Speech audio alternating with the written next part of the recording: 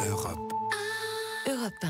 L'international, Didier François, vous nous emmenez assez loin, en Chine ce matin. Alors tout le monde connaît le président Xi Jinping, qui fait d'ailleurs la une de Libération ce matin.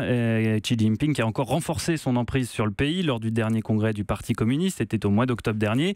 En partie car il sait pouvoir compter sur le soutien indéfectible d'un bras droit aussi fidèle que puissant. Absolument. Alors son nom c'est Wang Xichan. Vous m'excusez, j'ai demandé à quelqu'un comment ça se prononçait parce que ça s'écrit jamais comme ça a l'air très bien. Voilà. Ouais.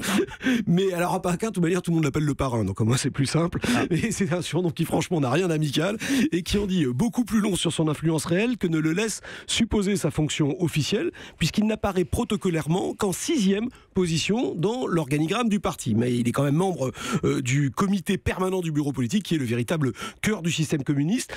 C'est en fait l'âme damnée du président chinois, son homme de confiance, chargé d'abord des missions délicates auprès des dirigeants étrangers, tout ce qui est un petit peu discret, mais surtout des basses œuvres contre les potentiels concurrents de son chef, car depuis 5 ans, il est le patron de la campagne anticorruption, et à ce titre, c'est lui qui a la main haute sur l'ensemble des dossiers, policiers ou judiciaires, qui permettent de faire ou de défaire les carrières au sein du régime. Et donc, à commencer dans le parti en lui-même. Et il s'en est... il va franco, quoi. Il s'en prive pas du tout, quoi. C'est le moins qu'on puisse dire. Depuis le lancement de cette campagne en 2012, donc Wang Xichan a accroché à son tableau de chasse quelques trophées impressionnants, au nombre desquels la tête du grand chef de l'appareil sécuritaire chinois, Zhu Yongkang, pourtant considéré comme intouchable et qui a quand même été condamné à la prison à vie. C'est l'équivalent du patron de la DCRI en France. Vous le verrez, la DCRI reste quand même, enfin la DGSI en France reste quand même un organe démocratique. Oui, non, mais ce que je veux dire en termes de fonction. Oui, parce que là-bas, enfin, les opposants et on passe un bien plus sale quart d'heure et on n'a pas tout à fait toujours les mêmes droits. La preuve, c'est que dans les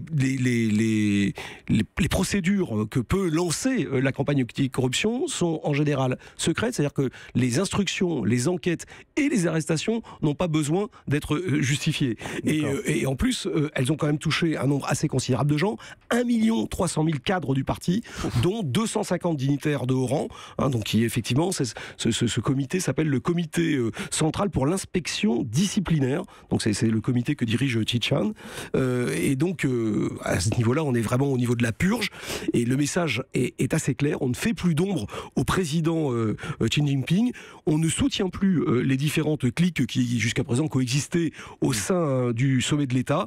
Il ne peut y avoir en Chine qu'un seul timonier. Merci Didier, c'était passionnant. Europe 1.